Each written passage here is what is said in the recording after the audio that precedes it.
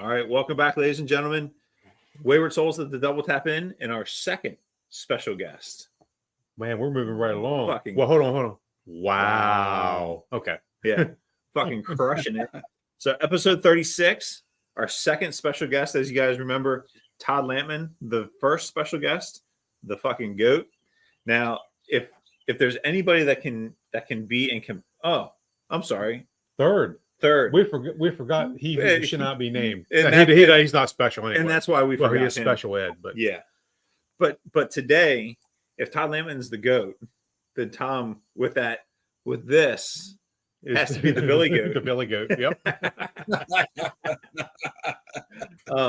So for our readers, our listeners, all 10 of you, one, thank you. We appreciate it. Thanks for watching. Thanks for listening. Keep it up. Share it to your friends so that maybe one day it'll be 11 people that listen to our show. But Tom was the person that originally hired me at Snow Hill High School. I'm not even going to say how many years ago that was. It was the year after he suffered his aneurysm, apparently. Yeah. Hired you. Holy massive shit. Stroke. I think this guy looks okay. So much for that. Yeah. But fun fact, Tom has recently retired and enjoying the good life. So congratulations, my friend. That's fantastic. Thank you. Yeah. How's retired life been so far? So it was, I've been trying to figure it out, and July was sort of like back in the day when I was teaching and I had summer off, and I was working part-time work. That's what July was like. August was the same thing, but now we get into the August, and I probably have to start looking for a little more work, because the honeydew list is getting done, and good for you. I find myself, maybe I need to have somewhere to go.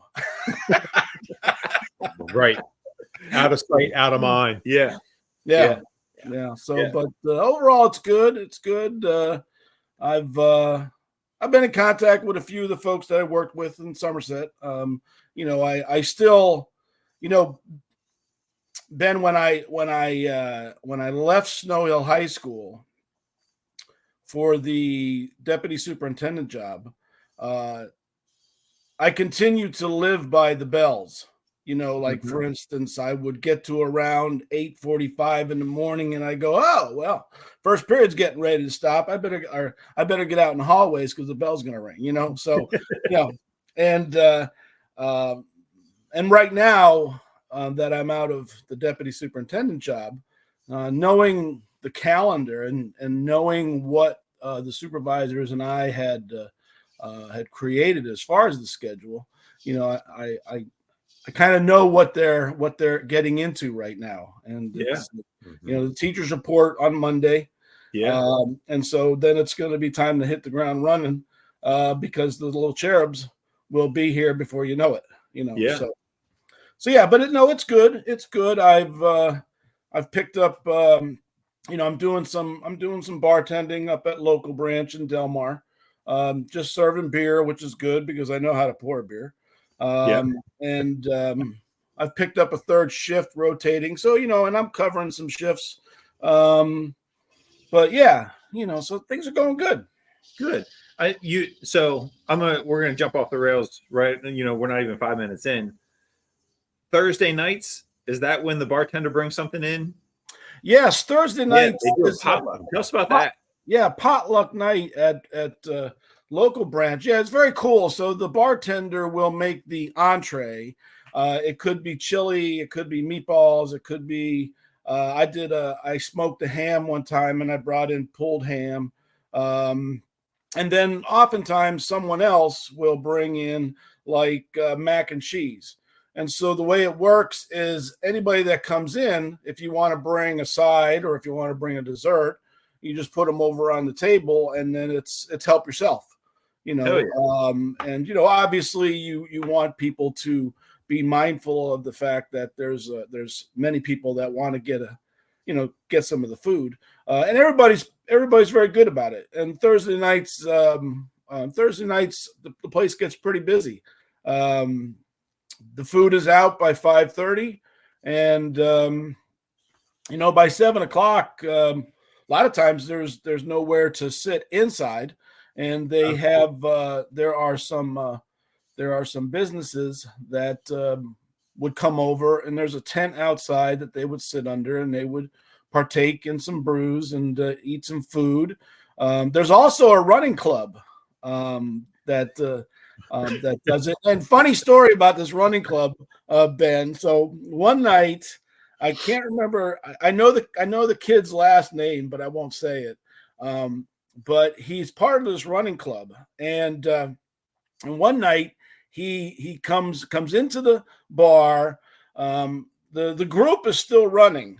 All right, they kind of do a circle, and he comes into the bar really fast, and he makes a beeline right for the bathroom. He's got shit. He does. Yeah. Fucking tore up the bathroom and then ran outside, and went and continued his run. And I knew this kid from Stowell High School, and I was like, no. Yeah, that doesn't surprise me. That's going to be an offline conversation here in a minute. But was it you? And this was years and years ago. In your neighborhood had a mad shitter? Yes. Yeah. Yeah, he was a runner too. And he was discovered that people were finding that they were having little piles of poop with little pieces of toilet paper, in random locations. And then right across the street from the entrance is another development. And in that entrance, they have a center island where they have some crepe myrtles planted. And it was that location that he did his last shit, and he got caught.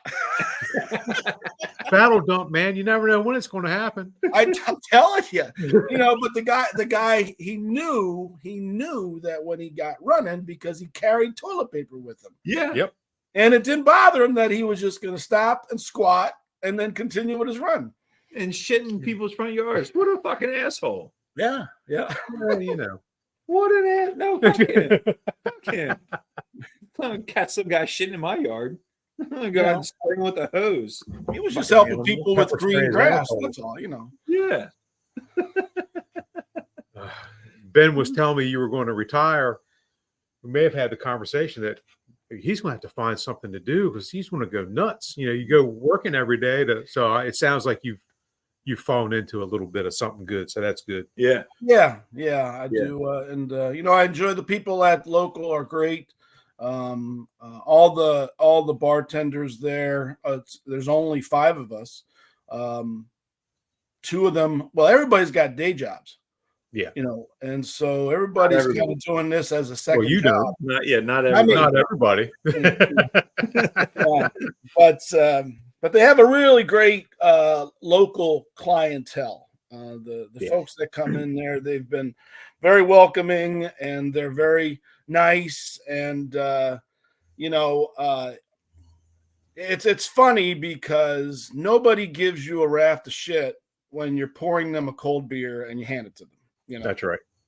Right. Yeah.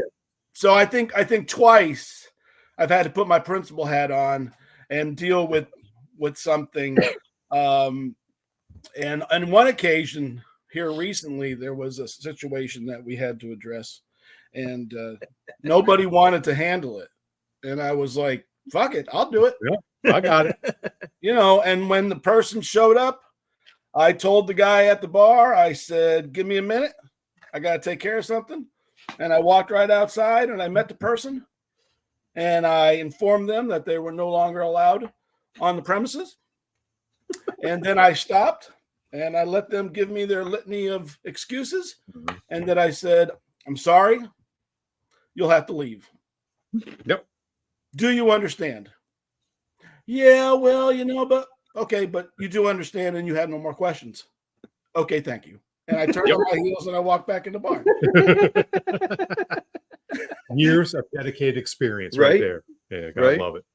Right. I said the one bartender said to me, I'm so glad that you that you were the one to have to handle that. And I was like, look, I've had more unpleasant conversations than I can remember. And, it's business, right? For me, it's business, not personal, right? Yeah.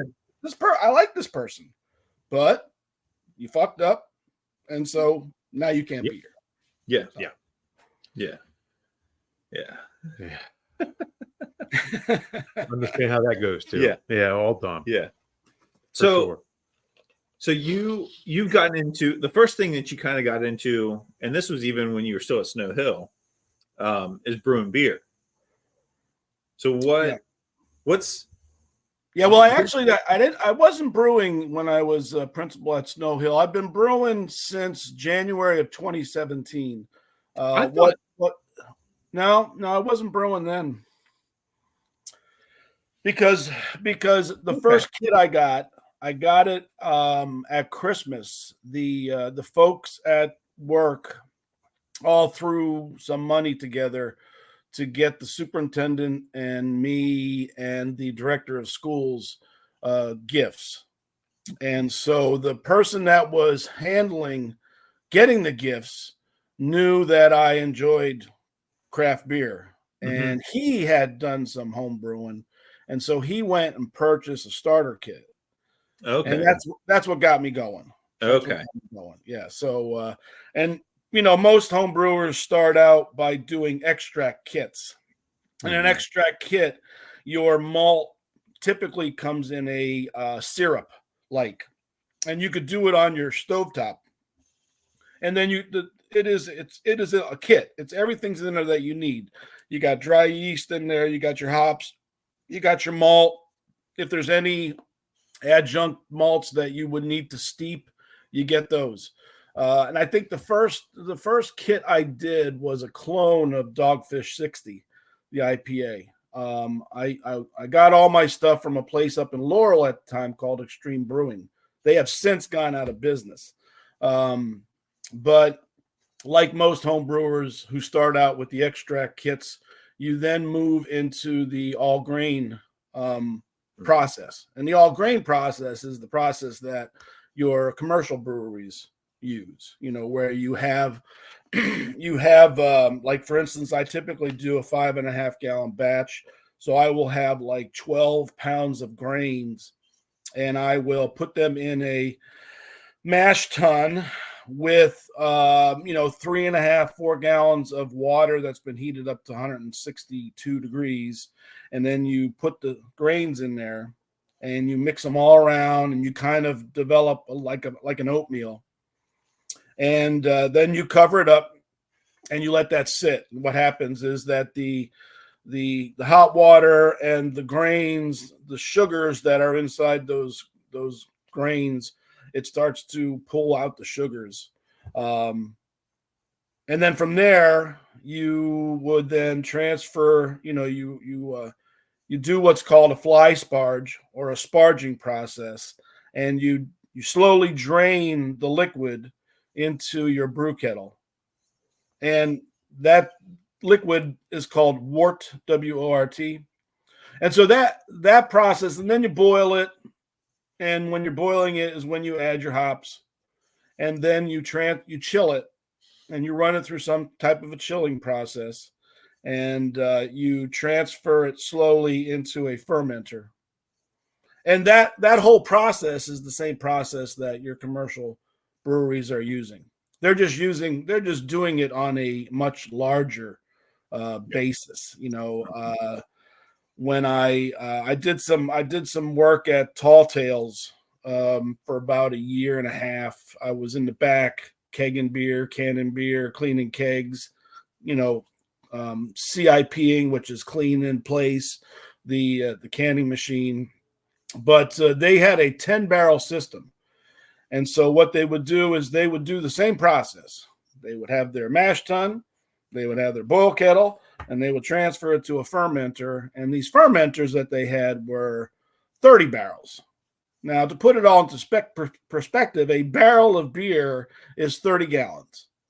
So they are producing 300 gallons of beer in one batch. They would transfer that to a 30-barrel fermenter, and then do another batch of the same beer, transfer that 10 barrels over to the same fermenter until they filled that fermenter up. And so now they can ferment 30 barrels of beer, of one type of beer, yeah. And so again, the whole process is the same. They have to chill their beer at the commercial level, and they're using glycol machines, which are really expensive, too expensive for most homebrewers to use. If you ever saw my Frankenstein cooling process, it is I run the wort through a plate chiller. The plate chiller, if you're not familiar with a plate chiller, it's copper and stainless steel plates, and in mine there's 40 of them, and in one of the plates you run cold water, and through the other plate you run the hot wort, and the wort is coming through the plate just off of the boil. Typically it's down to about 180, 185 degrees, and then the cold water is pulling the heat out of the wort, and then you're running the wort slowly into your fermenter. For me, a lot of times some people may have to do that twice, but for me, I've been fortunate that I can get my water cold enough through my process using ice and a pump, that when it comes out and goes into the fermenter, I've knocked it down to anywhere between 65 and 72 degrees. So, which is what you want, because if you don't get it down to that level, when you pitch your yeast, if it's too hot, you're going to kill your yeast cells. Yeah. I was going to ask if you used like an ice bath through your coil or something like that. It's down low. Like I said, I mean, it's I have a huge tub, and I have a pump submersed in that. It's like a pump that you would use in a fishing tank, like a fish tank, and then I hook that up to one side of the plate chiller on the water port, and then the other water port is coming out, and it's going into another pot that actually has a it's a copper spiral tube. So it goes through that, and then because when it comes out, it's warmer, right? Mm-hmm. It's pulled out the heat. So when it goes into that pot, then I have another end of that runs back into the big pot, and I just keep loading it up with ice, and then the flow is really slow, because you need it slow, because you need the wort to slowly go through all those plates and get cool before it comes out and goes into your fermenter. And so, over the years, I have obviously I have upgraded. Stainless steel is the way that most home brewers who've been doing it for a while get to. You start out with plastic, right? Ben, you gave me, one of those igloo, Gatorade things, right? Yep. 10-gallon. That was my first mash tun. All right. That was the first thing that I started with. And then I started with a plastic fermenter, kind of looked like a big teardrop upside down. And then now I've got a stainless steel mash tun. I turned a regular size keg into a hot liquor tank with a stainless steel coil inside. And then I upgraded my boil kettle to a stainless steel, and my fermenter is stainless steel. What I've had to do over the past 7 years is I've actually gone through at least, I think I'm on my 4th refrigerator that I use as my fermentation chamber, because I have to actually cut the shelves off of the door on the inside, which I've gotten very good at, with the Dremel and a slice blade on it, because it's all plastic and then the styrofoam, in order to put the fermenter in there and then close the door. I have what's called an Inkbird. It's a temperature control, a digital temperature control unit, and I have the sensor in a port that goes into the fermenter, and then I can set the temperature outside. And I got a heat belt. You plug the heat belt into one plug of this Inkbird, and you plug the refrigerator into the other plug. So you got a hot plug and a cold plug. You set your temperature. Like, for instance, right now I've got a Kolsch that's fermenting, and I set the temperature, say, at 68. If it drops down to like 64, then the heat belt is going to kick on. If it goes up to like 72 or 73, then the refrigerator is going to kick on, and it's going to bring it down, because you do not want to have major temperature fluctuations, because that will create an off flavor in the beer. So these devices that I've accumulated are all they all help you. Obviously you want to make a good product, right? So one of the coolest things that I bought, here it is. So you might see sometimes, Ben, when you look at my Instagrams, I might tag Tilt. Mm-hmm. Tilt has made a Bluetooth refractometer, which is it's a little device. It was kind of costly, because when you pay the money and you get this little thing, right? It's not in here. You're like, Jesus, this thing better work. Yeah. And so you drop it right in your fermenter. And so I can go out to my fermenter.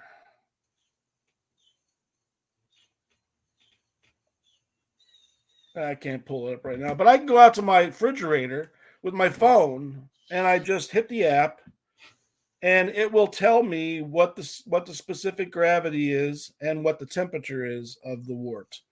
And so then it's really cool, because then it sends all that data to a spreadsheet. I don't know if you can see that, but sends it to a spreadsheet, and you can see what the attenuation is of the yeast, and you can see where you're at with your ABV, the alcohol by volume. Freaking technology, man. Yeah, it's very cool, So, like, for instance, this Kolsch, she continues to ferment. I was shooting for like a 5.2%, and right now it's sitting at 5.78% ABV, which is fine. That's fine. Yeah. Nice, But yeah, this technology is wicked. I mean, it really is. Once you figure it out, it's all about figuring it out, right? Because some things I'll have my daughters do. Like, if I need to Venmo someone, I'll say, Bethany, here, take my phone.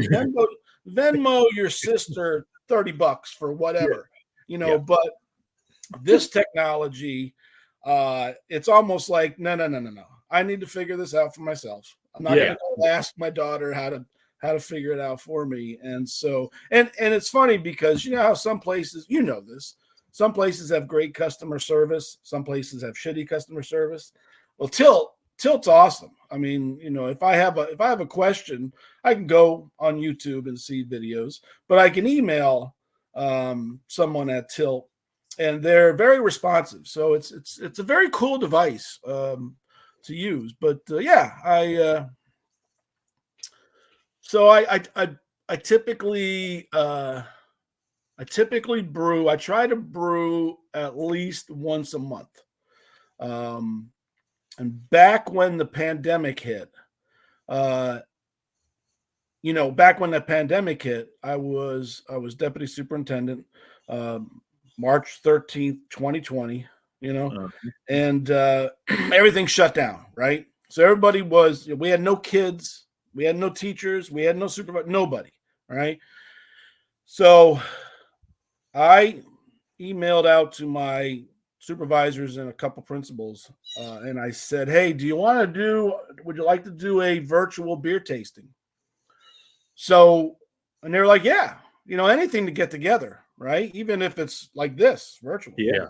So I would brew 1 or 2 beers, and then I would say to them, okay, find me on Thursday and I'll give you your beer. And then Friday, an idea, right? We'll do a Google Meet at like 7:00 at night. And we will actually, learn about the beer. And the beer judges certification program has created these guidelines, and they're international guidelines of all the different beer styles. And so, and if you were to send a beer to be judged, there's a very specific way they judge it. It's out of 50 points. You have aroma, you have appearance, you have mouthfeel, you have aftertaste, and then you have overall drinkability. And that's how your beer is judged when you send it into a competition. And so I would email all that information to my folks, and I would say, okay, open your beer, pour your beer in a glass. Let's talk about the appearance. Now, I want you to smell it this way. All right, let's talk about the aroma, right? And then I tell them what hops I put in there, and I ask them, are you getting anything on the nose? Are you getting a grapefruit? Are you getting a blueberry? Are you getting an orange or a lime or a lemon or some type of aroma like that? All right, now taste it. Now tell me what you're getting on your tongue, and tell me what your aftertaste is. Mm-hmm. And then the drinkability is kind of funny, because the drinkability, and this is the way it is on these judging forms, drinkability is like, yes, I would buy another one. I'll finish this one, but I probably won't get a second. I've got to go to the bathroom and spit this piss out of my mouth, right? Yeah. So like, and what it turned into we would do the tasting, and then we started doing trivia. And so we would do trivia. And the first time we did it, I made a trophy. I made a trophy out of something. I can't remember what it was. But I told the folks that whoever wins the trivia, and I would put the questions together, but whoever wins the trivia has to make the trophy for the next one. And I tell you what, you find out how creative people are, and people are competitive. People are competitive. Yeah. I would have the like, sometimes it would be, I would do multiple choice. Sometimes I would do music was very popular, where I would play a song and I would give them a choice of 4 artists, and I would say, pick the artist, but they would have to put their answers in the chat. So I always had to have a spotter, and the spotter was either like Bethany or Emily or Susan and my wife. And, I got to the point where I was like, okay, spelling will not count, but we have to be able to tell what it is. You know? Right? And then I would have to say, and the spotter has the final say. Yeah. So let's not get in the weeds and start, questioning this and that. And it's all about fun, people. Trying to have fun. Right? Yeah. But I'm gonna win. Fucking losers.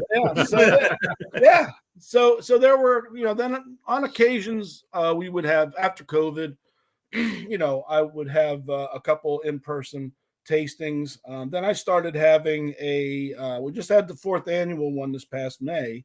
I started doing a fishing tournament. Mm-hmm.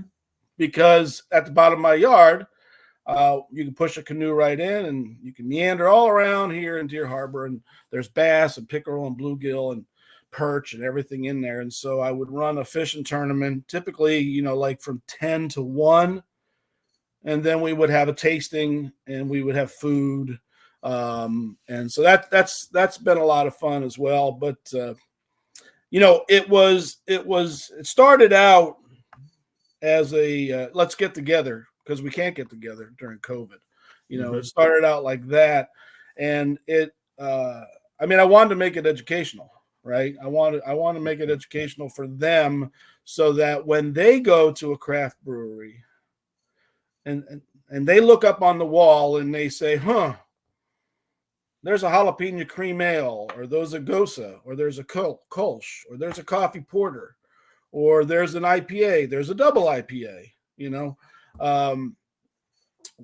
they have an idea of what they're gonna, like for instance, many places will give you a taste. So if you say, okay, can I get a taste of that double IPA?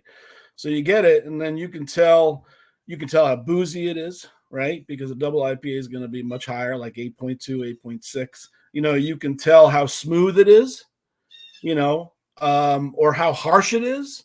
I had one of my supervisors. So you're building their palate, right? You're building their craft beer palate.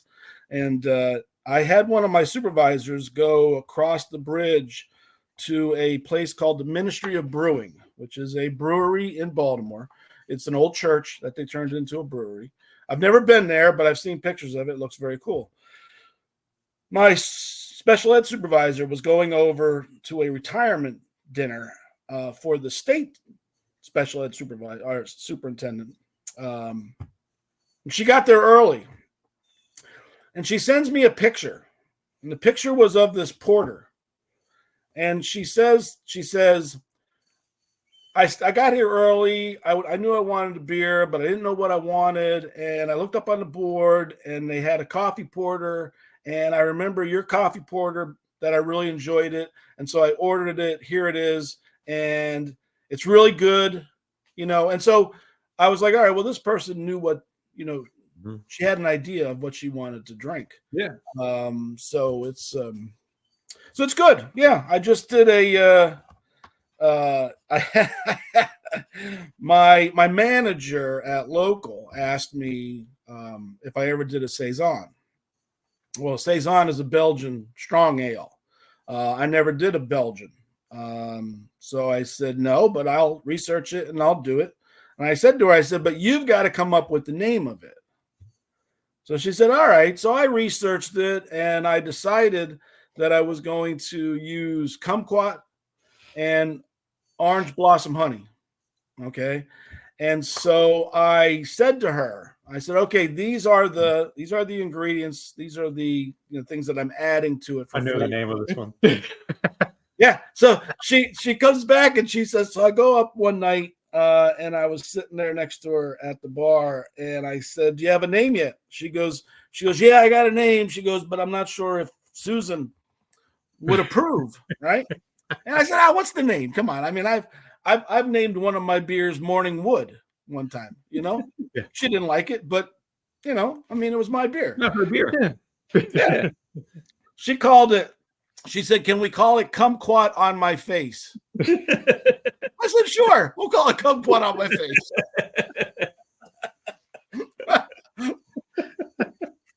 I love it. What is the name of that? Perfect. I'll have another. Yep. Yep. On my face. Yeah. So, oh Lord. Yeah. Isn't it funny how you get a hobby and it starts out like you were saying earlier, you get the beginner kit, and it's all plastic. It's all as basic as it comes. And you find out if you like it or not. And if you like it, that's when you start feeding into it. You feed into it, and you upgrade. And as you upgrade, you improve your quality. Mm-hmm. And then it's no different than what we've discussed with smoking. No, right. Smoking meat and all that. You start out with a little basic smoker of some variety. Mine the first one had to be charcoal. You know what I mean? And then now you look outside and you go, oh my God, I've got way too much stuff. But everything you buy, it's one more step above. It's one more step above. It's one more step above.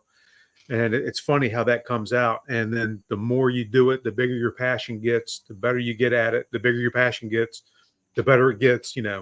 It's just that it's something we all our lives to be able to say, yeah, I did this. I did it well. It's worth every dime I did. And it kept me sane for the most part to be able to do this. So, yeah. And I mean, especially at retirement.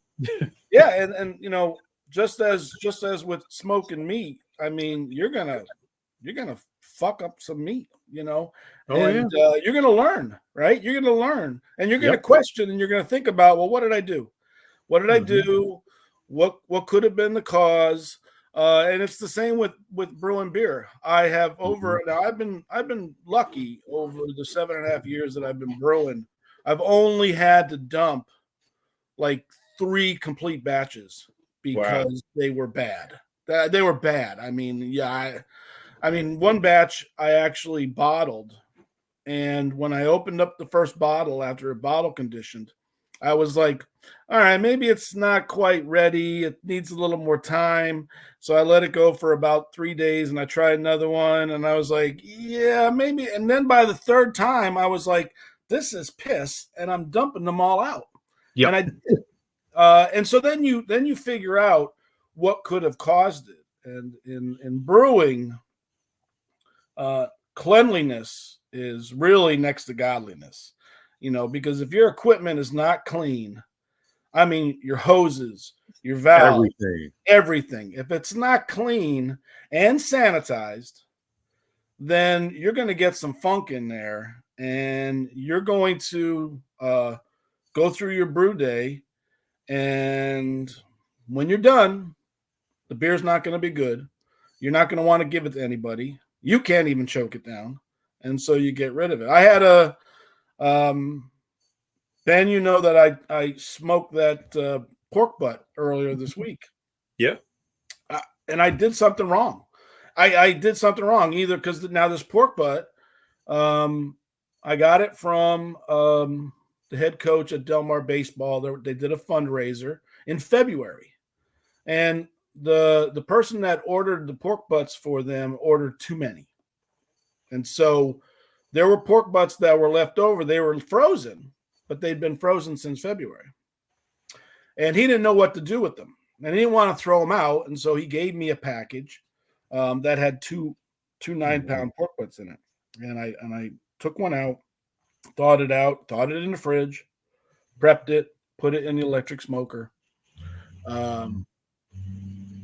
Wanted to cook it at 250. I cooked it at 250.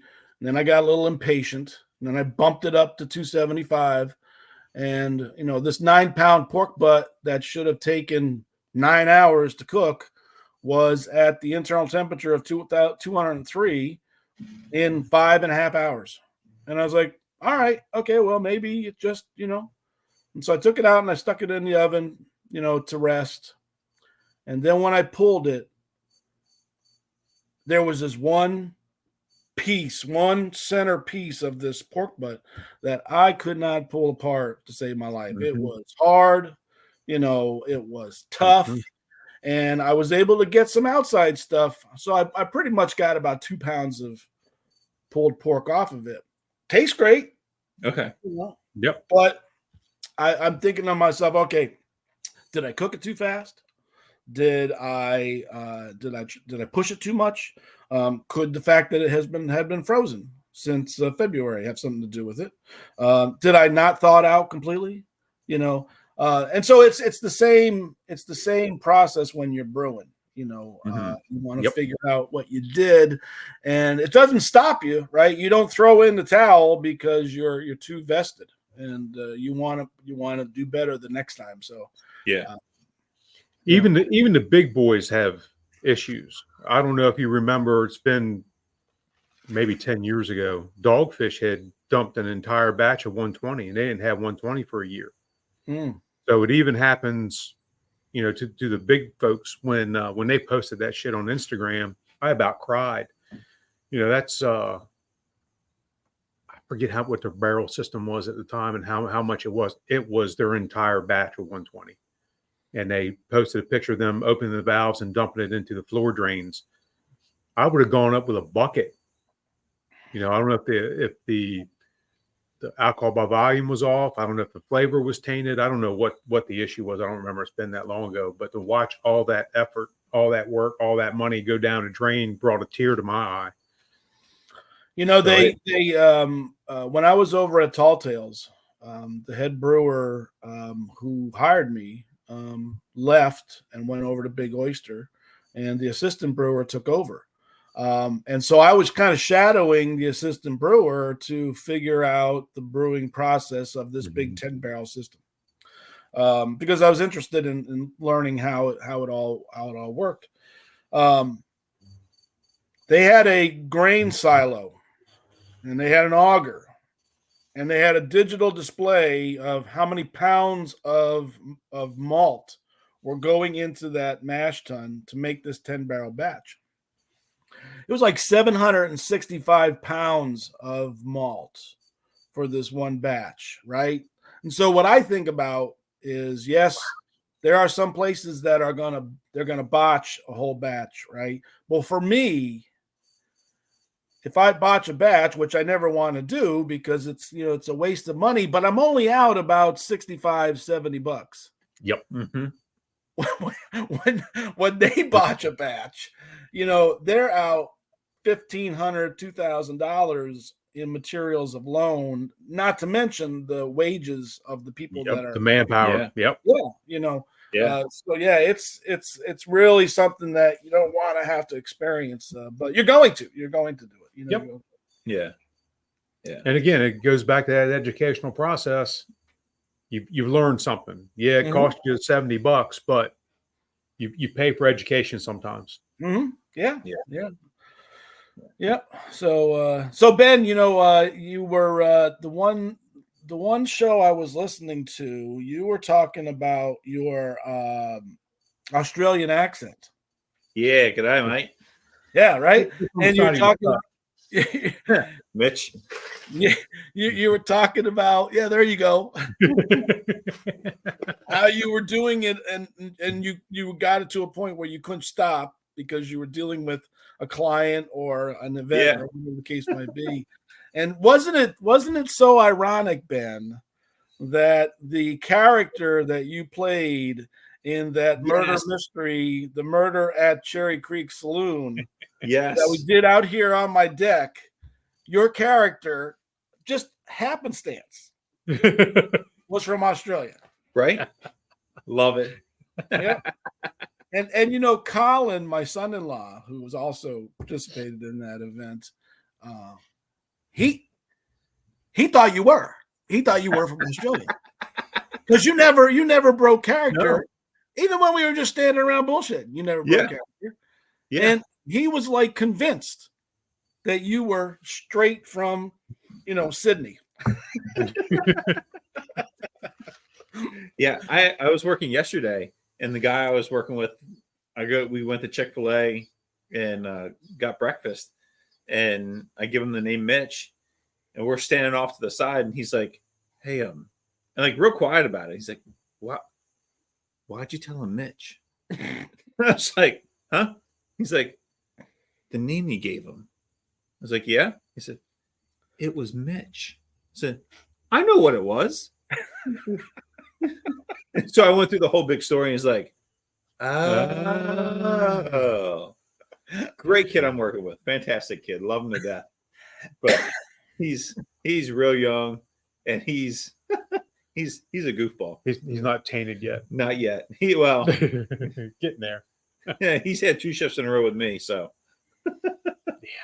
yeah, you'll break him in good.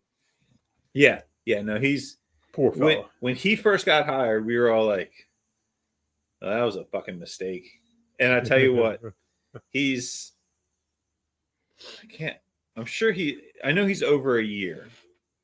But it's been really cool to see him grow, and to, like, before he would do something and you go back and just double check and like, all right, yeah, it's okay. Like, I don't have to do anything. It's acceptable. He's a 70%. Yeah. And now, like, he says, "Hey, I'm gonna go do this." I don't question it at all. Like, I'm good. Whatever you need. Okay. Do you need me to do anything? No, I'm good. He's a fantastic kid. He's super young, super engaged, super into it. It's fun to watch that process. Yeah, super fun to see, super fun to work with him. I've told my boss, I was like, "Hey, anytime you want to put him with me," because he's young, he's got this idea of how things should be, and sometimes things aren't that way. So he'll tell a senior member.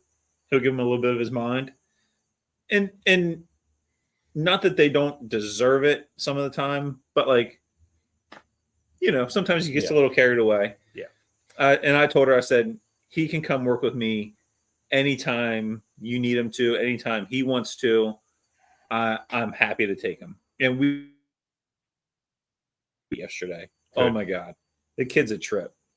So yeah, nothing wrong with that. Yeah, he's on his way. He's all excited. His girlfriend's brother is getting married this weekend. They're going down to Cape Charles, and man, it's a beach wedding, and they got a hotel within walking distance. I said, it's fucking Cape Charles. Everything's within walking distance. So I'm gonna get fucked up. I said, good for you, my friend. But Ben, it's I will say this, kudos to you. This kid has got a great mentor to work with, because you will teach him right. You will teach him how to do the job right. Because you take your job very seriously. You did it when you were athletic director, athletic trainer. For me, I mean, there were times you knew when to bullshit around, but when it came down to the job and taking care of the kids and getting them gradually returned to play, and you remember the whole concussion protocol that we had to go through, and the acclimatization to heat that we had to go through. I mean, you didn't screw around. I mean, you didn't cut any corners. You didn't drop your standards and your expectations. I mean, your expectations of the kids and your expectations of everybody else. I remember, having conversation with you when there were times that kids had injuries, and you had to have conversations with whoever the school nurse was. That may not have a general understanding of what you believe needs to happen for this kid to return to play.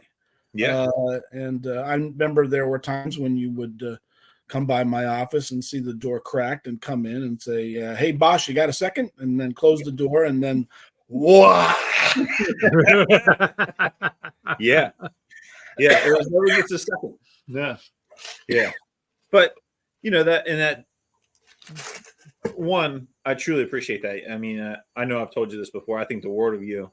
I'm still pissed that you went to Somerset, but you're not there anymore. So let's go drink a beer and go fishing.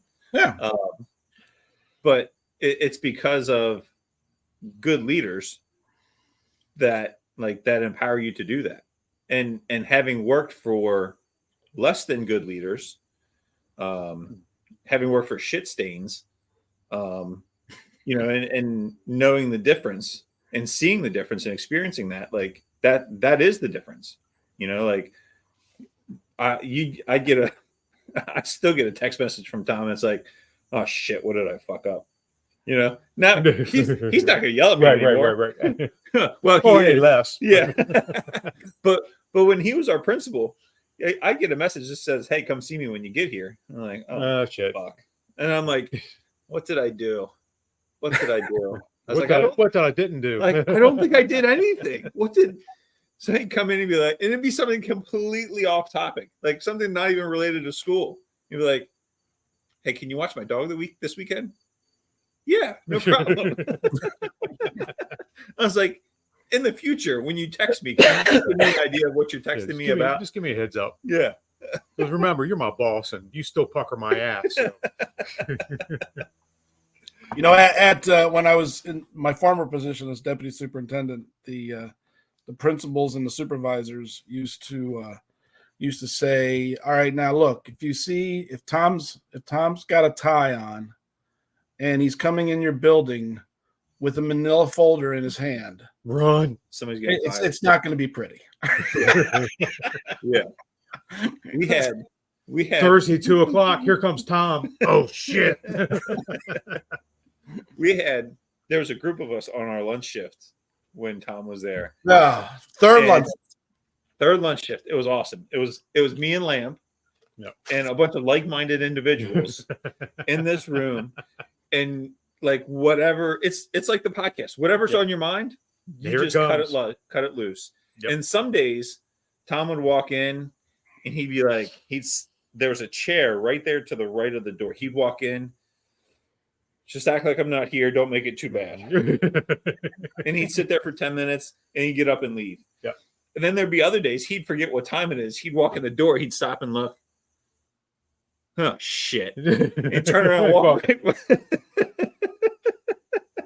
Yeah, it was. It was funny because it was nice because that particular crew, they like Ben said, like-minded, but Mike, in a teacher's lounge like that, you've got a table or two tables, and they would have the tables slid together, and there was what, Ben, 12 of you, maybe 12 of you in that room, all around, all with their different foods, that they brought from home or made or something like that, and on those occasions where I accidentally walked in, probably to get a Diet Pepsi out of the machine, and then turned around and walked out, it was because in my mind, I want them to be able to, shoot the shit, commiserate, piss and moan, and B, if they were going to piss and moan about Tom Davis, I didn't want to know it.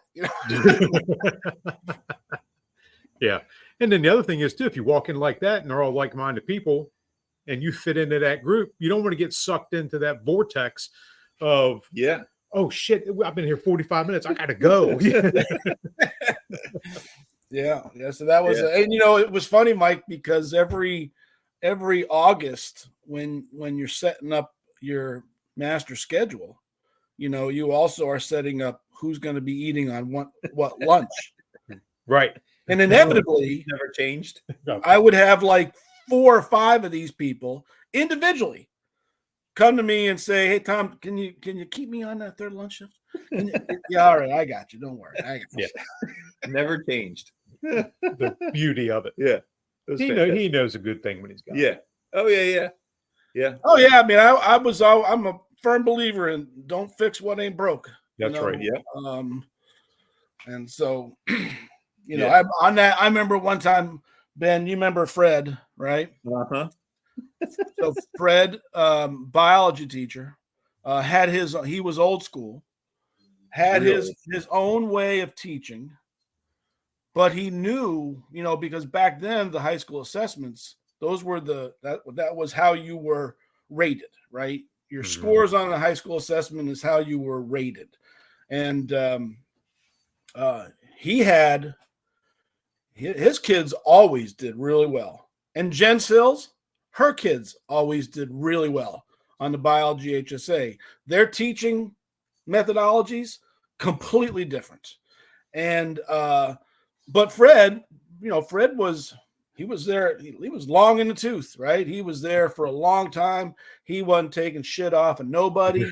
Nobody intimidated Fred, And I remember Dr. Andes came to a basketball game one time, and he and I were standing in the doorway and we're talking, and he brought up Fred's name. I don't know why. I don't know when, what the reason was, but he brought up Fred's name. And I said, yeah. I said, you know what, Dr. Andes? I said, Fred has his ways, and Fred's not going to change.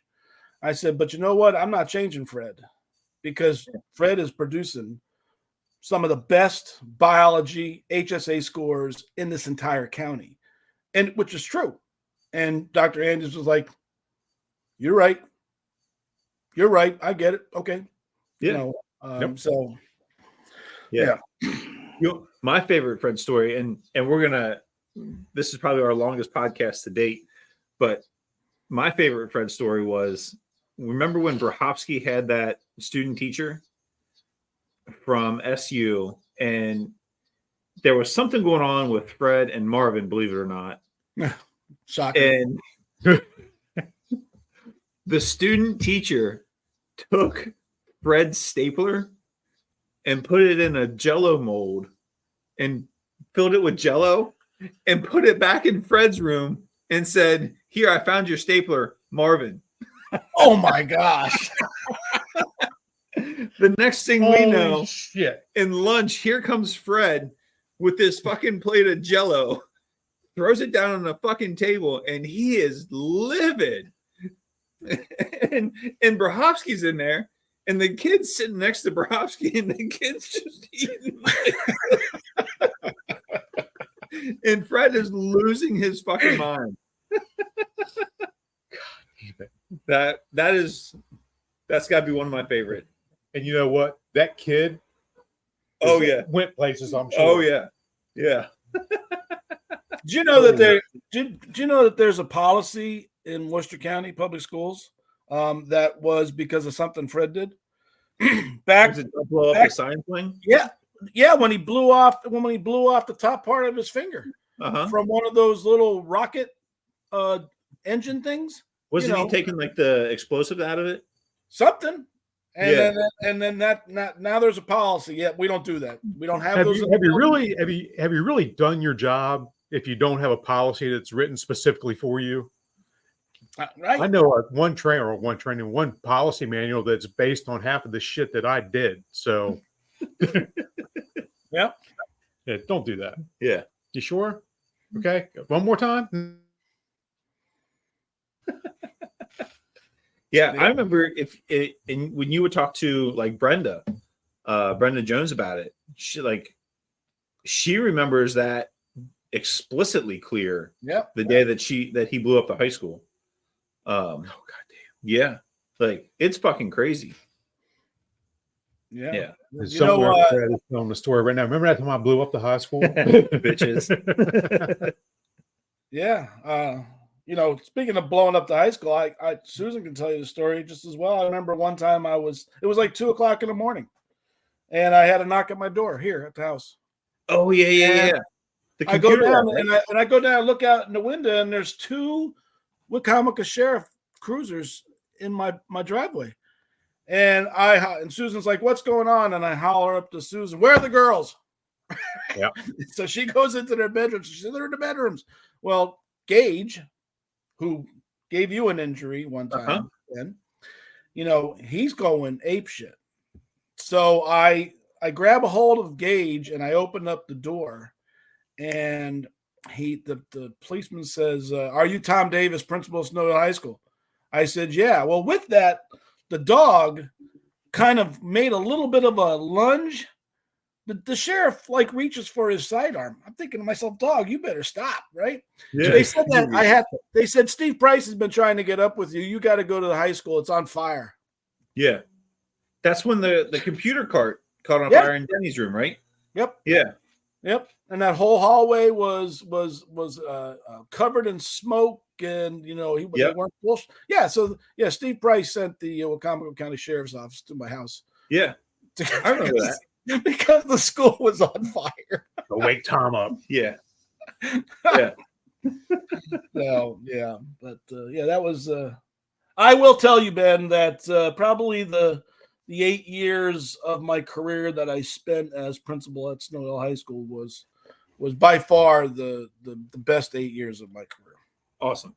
Because of the group, the performance, we always tore it up with what mattered as far as the scores, the people, and I think about some of those years, and I think about some of the events that occurred, which don't surprise me because it's high school, right? It's high school. Yeah. But it was a great, probably the best staff that I ever had in my career. Yeah. Yeah. That it was fun to come to work. It was. I still remember coming in the day for preseason and finding your letter on my desk and thinking, this fucking asshole. And then you come strolling in there. I get done reading the letter and you come through the door. I was like, I can't deal with you right now. But yeah. So good times. Yeah. Holy shit. Look at that. That is a record, by the way. This is the record for the longest show of the Wayward Soles of the Double Tap In. So we're gonna cut it off here. Tom, we're gonna have to get you to come back because we didn't even get into what you're doing on the smoker. Right, yeah. We didn't even talk about some of your beers, what you're doing on the smoker, and I want that double IPA, by the way. You do it again, you let me know. Yeah, I will. So, we're gonna wrap it up. All right. Good. No. Thank you for having me on. It's been fun. Yeah. It really has. Yeah, absolutely. So, like we say at most of our shows, thanks for watching. We hope you enjoyed it. If you didn't, hit the bricks. If you did, be on the lookout for the next one. So yeah, and Tom, you're definitely coming back. We're gonna the three of us just need to get together. Yeah, like do a in-person beer tasting would be great. There you go. Yeah. We'll cook something up. We'll get some beers. That would be a shitload of fun. Yeah, so I would enjoy that. Yeah. So all right. Well, thanks again, Tom. I'll see you soon. And thanks everybody for joining. We'll see you next time. All right, guys. Thanks very much. See you.